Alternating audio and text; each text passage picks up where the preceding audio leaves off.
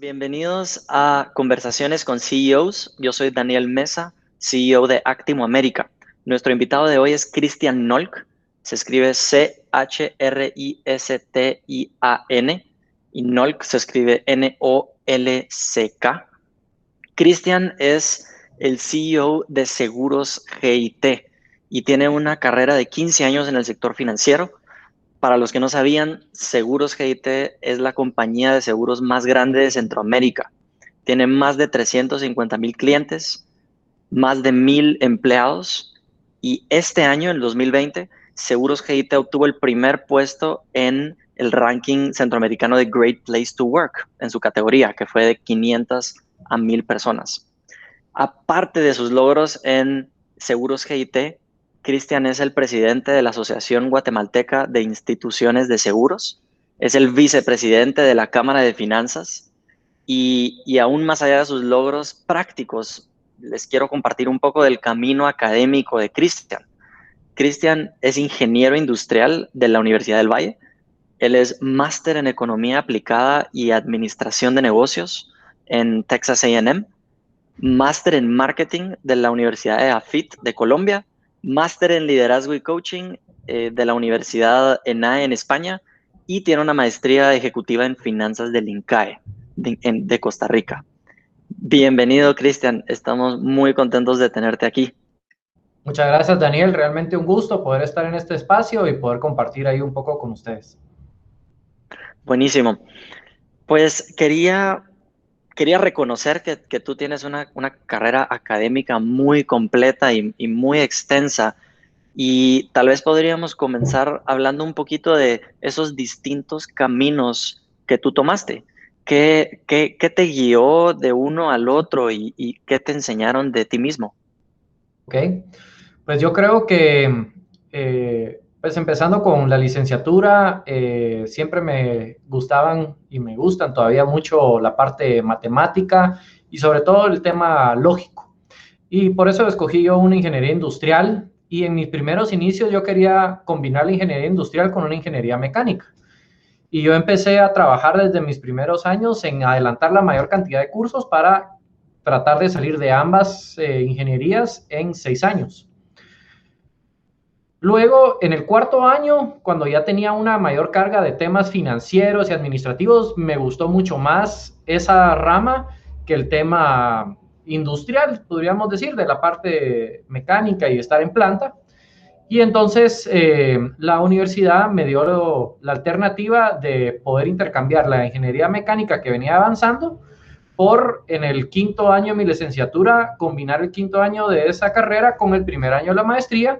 Y esta fue una maestría pues ya mucho más enfocada en la parte de administración de empresas y en economía. En esa maestría, una de las clases que más me impactó fue de productividad y excelencia organizacional, donde aprendí mucho del Balance Scorecard. Y a raíz de eso, pues mucho de mi forma de gestionar a la empresa en las que he trabajado, pues ha sido basado en la filosofía de Balance Scorecard, donde los objetivos se ponen de la parte financiera, luego en base a la financiera, qué tengo que hacer con los clientes para cumplir eso, y luego qué tengo que hacer mis procesos para cumplir con los clientes, y qué tengo que tener mi equipo para poder cumplir con los procesos. Pero realmente los resultados se construyen al revés, ¿verdad? De la gente, teniendo una sólida base en la gente, bien comunicada, bien informada, con las competencias adecuadas, comprometida con la empresa, se construyen procesos adecuados, lo cual resulta en clientes satisfechos que generan impactos financieros en la compañía satisfactorios. Entonces, si tú te das cuenta, mi carrera profesional ha sido también muy enfocado en eso. Tengo la ingeniería que me ayuda en la parte de procesos, tengo la maestría en marketing que me ayuda en la parte de clientes, tengo la maestría en finanzas que me ayuda en la parte financiera y tengo la maestría también en liderazgo que me ayuda en la parte de gestión de personas y aparte la maestría general de administración y economía que me ayuda a conocer un poco el entorno externo y cómo poder transmitir eso de una manera más práctica a qué decisiones. Entonces, sin buscarlo específicamente, cada vez yo sentía que me hacía falta este bloque Y yo decía, bueno, pero ¿cómo conozco más qué es lo que necesita el mercado? Entonces empecé la de marketing. Bueno, y ahora ¿cómo conozco más sobre cómo gestionar mejor a mi equipo? Entonces me metí a la de liderazgo. Y así fui complementando, Daniel. Entonces, esa es un poco la historia de por qué ves diferentes maestrías y todas siempre las he utilizado en Formato Executive para tener el conocimiento e irlo aplicando inmediatamente en mi día a día. No fue un plan estratégico que tú hiciste de estas son las 5 cosas que me van a hacer sobresalir, sino que solo se fueron desenvolviendo en el camino. Así es, no fue un plan que yo hice a los 20 o 25 años, dije, este es mi roadmap de estudios. Sí sé que toda la vida siempre me ha gustado estudiar, digamos, yo estoy estudiando en un grupo con una clase y me siento bien, me gusta. Entonces sí sabía yo que probablemente cada cierto tiempo yo iba a estar buscando algo en qué meterme para aprender, pero no tenía claridad de cuál iba a ser ese camino, ni realmente nunca pensé que iba a tener 4 maestrías cuando yo empecé la universidad o me gradué.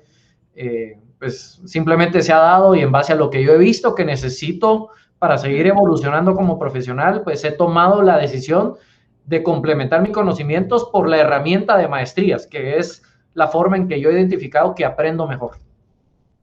No sé si se te viene algo a la mente con qué has aprendido de ti mismo, de esas 4 maestrías. Una de las que más me llama la atención, que no es tan común, es la maestría en liderazgo. Y yo no he estado expuesto a un currículum académico de liderazgo y no tengo idea de cómo se mira. Entonces, tal vez nos podrías contar un poco de eso. Realmente esa es una maestría que, como tú lo decías, es enfocada totalmente en trabajar en uno. Casi todos los trabajos eran individuales en esa maestría porque lo que se trata es de conocerse. ¿Qué se ve en una maestría de estas? Primero, entras a conocer realmente qué es el concepto de liderazgo. Yo lo que he comprobado es que hablamos mucho de liderazgo, sabemos que es muy importante, Ujú. pero si queremos definirlo en blanco y negro, ¿cuándo estás ejerciendo liderazgo y cuándo no? Se empieza a confundir mucho con cuándo estás administrando, cuándo es gerente. Y tenemos muchas explicaciones de qué no es liderazgo, pero muy pocas explicaciones de qué sí es liderazgo.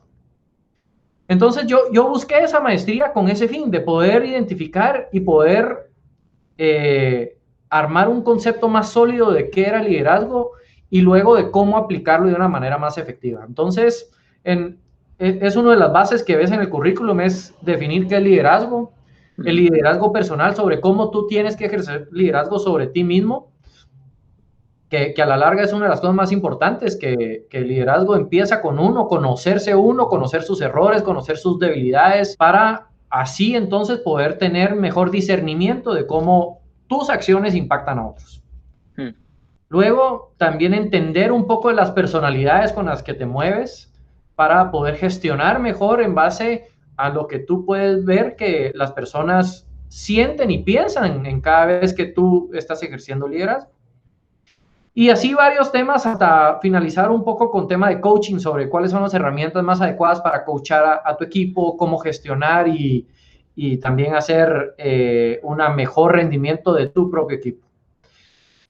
En términos generales, el liderazgo es bien importante y les puedo resumir en un concepto que es mucho más fácil definir la acción de liderar que definir las características de un líder.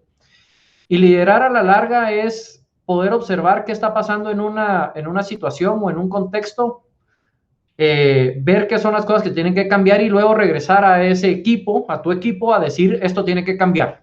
Y el resto del tiempo, pues prácticamente estás gerenciando, estás motivando a la gente que acepten esa idea, que pierdan el miedo a esa idea y que aprendan a hacer las nuevas cosas de acuerdo a esa nueva visión que tienes como líder. En base a eso, pues cada vez que tú intervienes genera estrés en la gente y tienes que aprender a manejar ese estrés, tienes que aprender a manejar los temores, los miedos y hay un concepto que aprendimos ahí también en esa maestría que es el problema adaptativo y es que no obstante puede haber una solución bastante clara de qué es lo que tienes que hacer, eso no significa que todo el mundo ya está adaptado para asimilar esa nueva solución. Yo creo que hoy en día con el tema de que estamos viviendo en la pandemia, todos hemos visto que todo el mundo tiene una solución para todo eso, pero como humanidad no nos hemos adaptado a las nuevas soluciones, ¿verdad? Y tenemos que hacer un esfuerzo en que todos estemos en ese contexto de qué es real, qué no es real, y hay muchos temores, ¿verdad? Entonces, el problema adaptativo es cómo preparar un equipo para adoptar nuevas formas de hacer las cosas, en base a ese proceso de liderar, que es observar qué está pasando, ver qué puede mejorar y luego intervenir para provocar un cambio. Buenísimo, Cristian. Y en ese tema de liderazgo, ¿tú tienes algún modelo a seguir que te gusta o una figura? Puede ser una persona que está viva hoy en día o alguien histórico que tú realmente admires en ese sentido. Sí, definitivamente.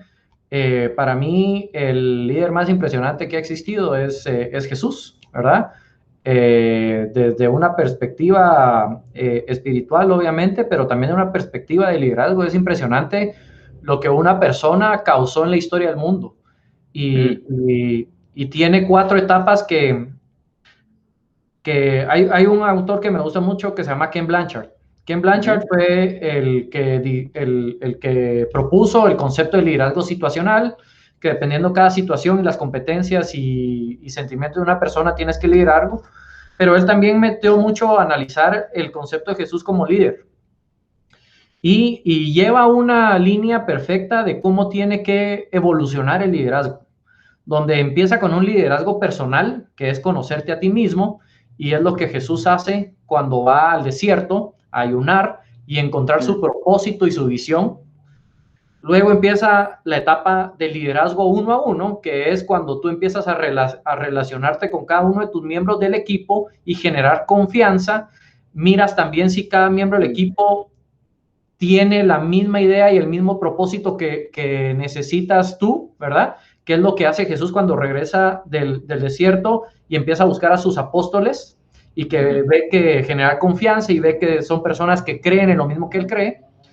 Luego pasa a un liderazgo de equipo, que es cuando ya tienes esa confianza, ya tienes definido el propósito, entonces ya empiezan a accionar como un mismo organismo o como un mismo equipo, valga la redundancia, de actuar de una manera simultánea en base a un mismo objetivo, que es lo que hizo Jesús durante su vida pública, ¿sí? Y la última etapa es cuando ya el líder ha logrado poner esa filosofía de tal manera que no es necesaria su intervención y su presencia para que esa misma filosofía, ese propósito sobre todo, perdure en el tiempo, que es el liderazgo inspiracional, el liderazgo organizacional, que es lo que pasa después de que Jesús fallece y su mensaje llegó a todo el mundo. Entonces, realmente para mí él es el estandarte a seguir en temas de liderazgo. Me parece interesantísimo que pongas a Jesús como el ejemplo, porque más allá de lo espiritual, como tú dices, creo que no estamos acostumbrados a verlo así. Y lo primero que yo pensé cuando contaste la historia es, Jesús no fue a una maestría en liderazgo, probablemente, sino que su trabajo fue tener una mente clara, ¿verdad? Y cuando tú tienes una mente clara, los siguientes pasos se van desenvolviendo, como contigo y tu carrera. Y a pesar de que no haya sido una estrategia el conocerse a sí mismo, después uno a uno crear confianza, después formar una unidad y después dejar su legado para el resto del mundo, ese fue un resultado inevitable de tener una mente clara. Así es. Buenísimo. Y mencionaste ahorita a un autor, no sé si, Ken Blanchard, no sé Ken si Blanchard, hay algún libro en específico que tú recomendarías para los que les interese el tema. sí, Ken Blanchard escribió este libro que se llama Un líder como Jesús, ¿verdad? Que es el que muestra toda esta faceta de Jesús como líder. Y también tiene el libro de liderazgo situacional. Otra cosa me pareció súper interesante de tu camino, Cristian, y fue que cuando tú comenzaste en seguros, tú comenzaste de asistente de gerencia de vida y gastos médicos, luego pasaste a ser gerente técnico, luego a gerente de mercadeo, luego a gerente técnico y mercadeo, luego gerente de reaseguro luego gerente de daños corporativos y finalmente a gerente general. Y me parece muy admirable porque, o sea, recorriste un camino en donde tú te ganaste el siguiente puesto hasta llegar al último camino. Y lo primero que me causa duda es, ¿tú siempre tuviste en la mira el rol de CEO? No, realmente nunca tuve esa ambición de querer llegar a ese puesto. Muchas veces hasta me cuestioné si yo tenía las competencias y características adecuadas para tomar una responsabilidad como esa. Lo que sí te puedo decir es que tuve ayuda de mucha gente en el transcurso de todo ese trayecto, de lo que tú hablaste en los cambios.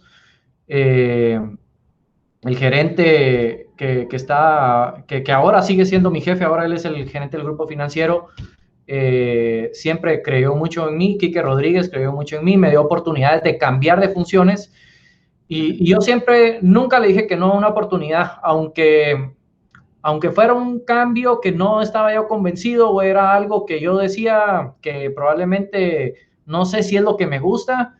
Siempre vi todo como una gran oportunidad de aprendizaje, aunque fuera un corrimiento horizontal, fuera lo que fuera. Lo que más quería era aprender, conocer y tener mi mente activa y viéndolo. Muchos otros gerentes que fueron mis colegas y mis jefes en ese momento me ayudaron mucho a comprender.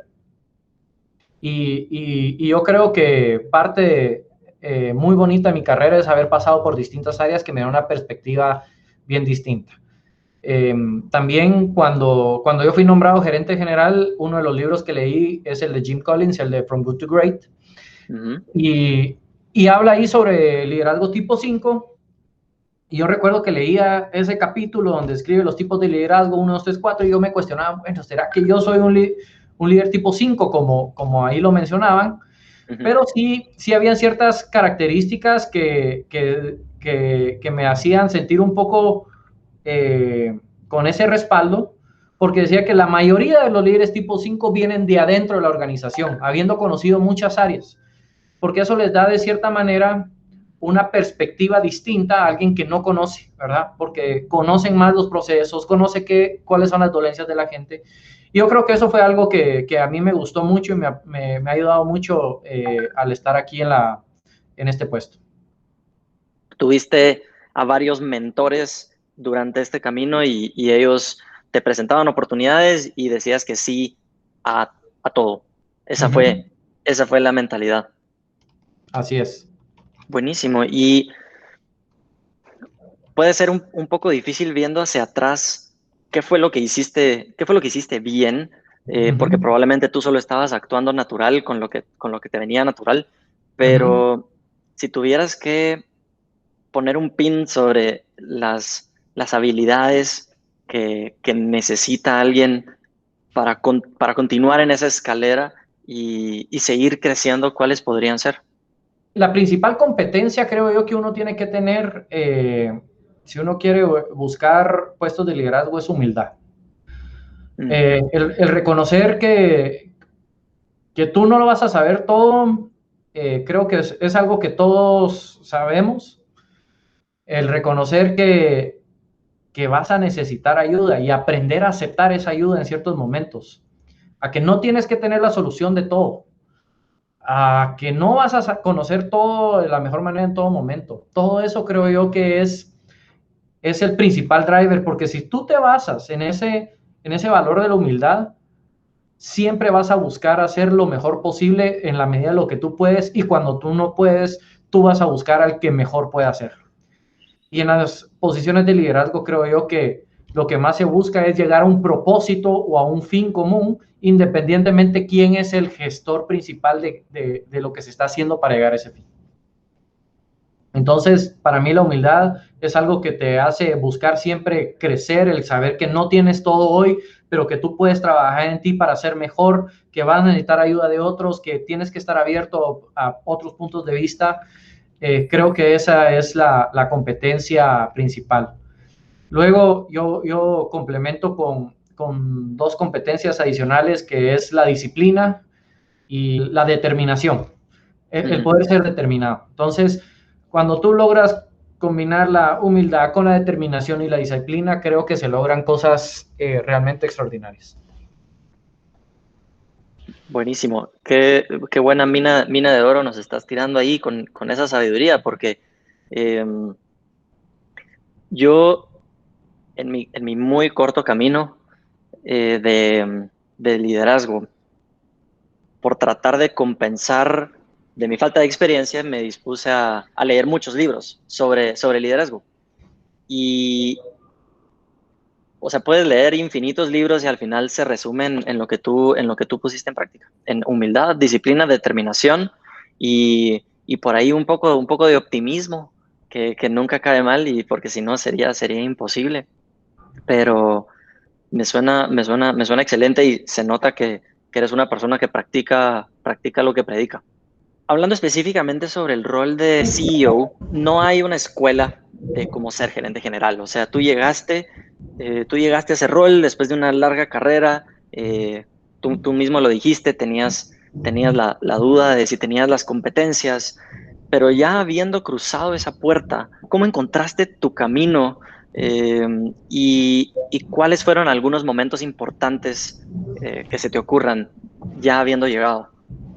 Fíjate que tal vez la pregunta más importante que yo tuve que resolver en su momento fue cómo quería yo ejercer mi rol de gerente. Las características que tenía al gerente que reemplacé, a esta persona que te mencioné que me apoya mucho y hoy sigue siendo mi gerente, somos bien distintos como personas. Y él era unos zapatos sumamente grandes que llenar, porque es una persona que tiene una habilidad y un carisma muy grande y una habilidad de relacionamiento pues que cabal eran las cosas que yo me preguntaba, ¿será que yo voy a poder hacerlo? Ujú. Entonces la primera pregunta que yo tuve que resolver es, ¿cómo voy a hacer eso? ¿Cómo voy a hacer esas cosas cuando mis características son un poco diferentes? ¿Qué tanto me voy a tener que esforzar? Y entonces poco a poco fui viendo que esa no era la pregunta que me tenías que hacer, Mm. sino que me di cuenta que en toda mi historia profesional yo había actuado en base a mi forma de ser. Y en base a mi forma de ser, me habían dado la oportunidad y la confianza de ejercer este puesto. Entonces, vi que sería un gran error el que yo hubiera tratado de imitar a Quique, en este caso, y que lo que tenía que hacer era hacerlo a mi forma y complementar con otras personas de mi equipo las cosas que yo no tenía y que Quique de alguna manera las hacía muy bien. Ahí fue donde cambié y me recuerdo muy bien de esa parte. Ese fue el momento que yo estaba leyendo este libro de Jim Collins y me ayudaba a entender un poco qué era y yo creo que el ser verdadero con uno mismo, aprovechar las fortalezas que uno tiene, pero también reconocer las cosas que uno no tiene para ejercer un rol y aprender a complementarlas en un equipo, es importante, porque el esfuerzo que uno tiene que hacer para tratar de llenar funciones que uno tal vez no se siente tan natural haciéndolas, te Ujú. va a desgastar constantemente y no lo vas a hacer bien. Entonces, es mucho más eficiente, mejor dedicarte tú a lo que tú eres bueno, a lo que tu naturalidad te dice que hagas y que aproveches esas fortalezas y que las cosas que tú no tienes esas fortalezas, pues que alguien más te pueda ayudar en ese aspecto. Y ahí es donde entra también un poco el tema de humildad, que no vas a ser tú el que va a tener que tener todas las soluciones. Tienes que hacer un equipo que en equipo dé las mismas o mejores soluciones que antes o iguales, ¿verdad? Se me viene a la mente que cuando uno piensa en el rol de gerente general, bueno, tú tenías a tu role model interno, pero la mayoría de la población lo que ve ahora es a Jeff Bezos, a Elon Musk o a la personalidad que fue Steve Jobs. Y ese solo es un estilo de ser un gerente general y puede poner una imagen falsa a los profesionales con ciertos talentos que no son iguales que ellos para llegar a ser líderes por ellos mismos. Ujú. Entonces, súper importante eso que tú mencionas. Y si para los que están escuchando que tienen la aspiración de llegar a, bueno, de crecer en la industria de seguros, ¿qué consejo les darías? Yo, tal vez mi consejo es que siempre busquen crecer en conocimientos, que lo que ellos sienten que tienen que mejorar, eh, busquen alternativas de cómo aprenderlas a través de libros, eh, ya sea educación formal o por medio de contacto con alguien, que, que sean disciplinados en crecer y que sean muy, muy ordenados en que cada cosa que vayan haciendo en cada reto, que se enfoquen en cumplir sus funciones, ¿verdad? Yo creo que Ujú. los caminos se construyen dando un paso a la vez. Y entonces lo que tenemos hoy en el día, saquemos el máximo provecho de hoy en día y eso nos va a abrir las puertas para el siguiente paso. Y cuando venga esa oportunidad, que no le digan que no, ¿verdad? Porque muchas veces Mm. eh, eso es como cuando estamos con nuestros papás y nuestros papás nos dicen, mira, hace esto. En una empresa es poco probable que te van a pedir que te vayas a un área donde no es bueno para ti, ¿verdad? Y para la empresa. Y cada vez que te abre una oportunidad, yo creo que tienes eso, una oportunidad de tener un lienzo en blanco y escribir una nueva historia de cómo tú pasas a una forma diferente y puedes agregar valor de una manera diferente.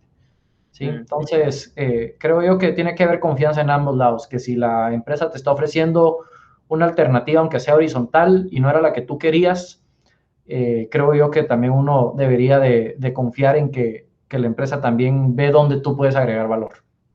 Y si te están ofreciendo un puesto, aunque sea horizontal, tu consejo sea, tómalo. Ese es mi consejo. Así lo hice yo muchas veces, ¿verdad? Eso es un buen consejo. Ahí podríamos hablar de este tema después. Me gustaría escuchar tu opinión, pero hay una tendencia nueva donde hay una mayor apreciación por las personas que son generalistas versus las personas que son especialistas. Entonces, el consejo que nos estás dando ahorita va muy a favor de generalismo, o sea, deberías de exponerte a diferentes áreas en lugar de seguir en un solo trayecto forzado y tener la esperanza de que ese va a ser el camino. No sé, ¿qué piensas tú de eso? Mira, yo creo que siempre van a ser necesarios los especialistas y los generalistas. Y aunque mi recomendación no es específicamente a tomar el camino del generalista, ¿verdad? Ujú. Yo creo que un buen especialista tiene que tener un contexto de todo lo que está alrededor de él, Mm. ¿verdad? Él puede ser muy bueno conociendo su línea de negocio, pero si él no sabe cómo sus decisiones impactan alrededor, entonces eso puede dificultar mucho el desarrollo. Entonces yo creo que se necesita una base generalista para poder saber en el contexto en el que tú estás trabajando y en Ujú. base a eso, pues siempre vas a encontrar un nicho donde tú te sientes más cómodo y donde tu habilidad y conocimientos van a desarrollarse mucho más rápido y eso te hace más especialista en ese punto en específico. Pero yo creo que uno tiene que crecer tanto en profundidad como en amplitud de conocimiento. Tiene sentido. Y es más probable que tú encuentres eh, un talento o una pasión que no sabías que tenías. Hablando de talentos, yo encontré un discurso que tú diste en la del Valle, que está en internet. Y tú dijiste una cita sobre el talento que me gustó mucho y te la quisiera repetir y me gustaría ver desde ese momento en donde tú la dijiste graduándote de la del Valle, cómo, cómo ha cambiado tu visión sobre esa cita. Y la cita es, los talentos son esas áreas de intersección entre las cosas que nos encanta hacer, las cosas que somos muy buenos haciendo y entre las cosas que otros valoran que nosotros hagamos por ellos. Entonces, si ¿te acuerdas de esa cita? Sí, sí, me acuerdo. ¿Qué opinas? ¿Qué opinas de esa cita hoy en día, habiendo pasado por todo este camino? Mantengo esa creencia de que un verdadero talento realmente tiene que tener esas tres características. Tiene que ser algo que te encante hacer, que tenga las habilidades para hacerlo bien y que la gente realmente aprecie eso, ¿verdad?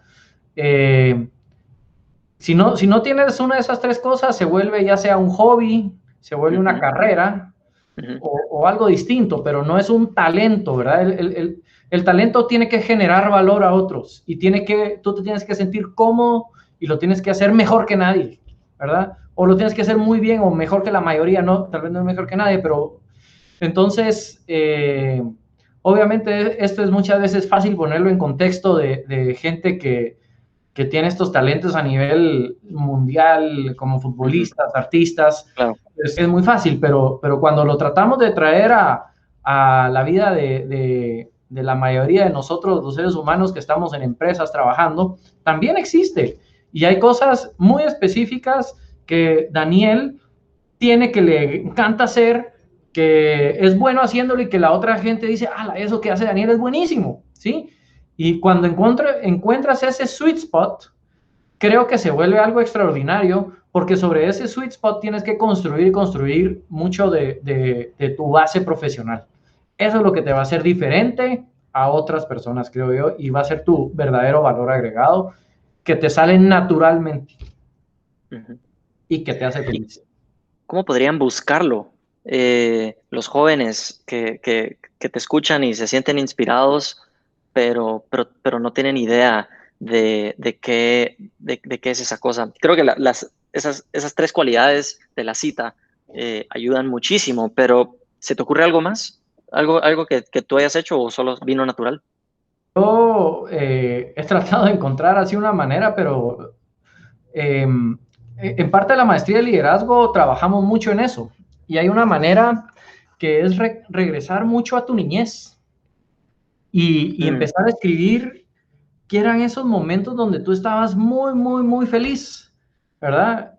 Y empezar a encontrar patrones que son comunes, ¿verdad? ujú, Y yo cuando hice el ejercicio empecé a ver que las cosas que yo más recordaba de mi niñez tenían que ver cuando jugábamos con mis amigos en la colonia y jugábamos fútbol y éramos muchos amigos y me encantaba estar en ese grupo interactuando con todos.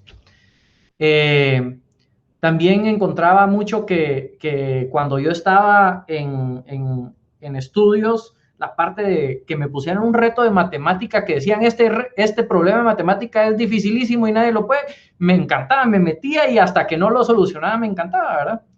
ujú, Entonces, armando ese tipo de cosas empieza uno a encontrar y yo te diría lo que yo defino a mí como mi talento es poder resolver situaciones complejas en equipo.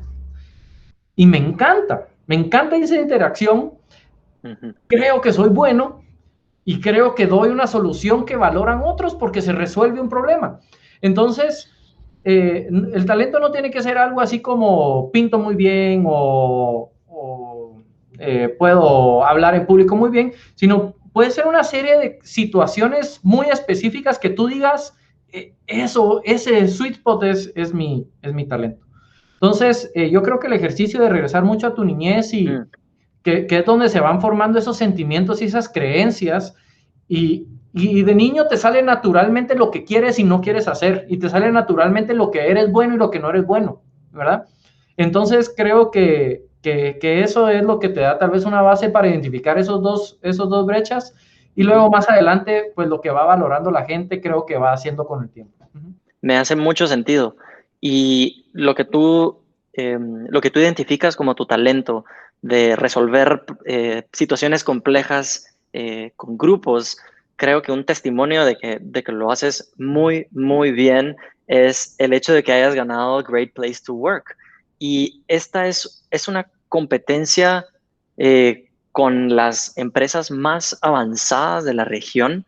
Yo he tenido la oportunidad de trabajar con muchas de ellas y son muy buenos también en lo que hacen y ustedes las ganaron. ¿Cómo lo hicieron? tal vez el primer punto fue, lo que buscábamos era tener un clima organizacional con todos nuestros colaboradores que fuera agradable para que la gente pudiera trabajar en un ambiente donde se sintieran bien, se sintieran identificados con la empresa y que estamos trabajando por algo más que simplemente una acción, ¿verdad? De emitir una póliza, ¿verdad? Sino que hay un sentido más profundo.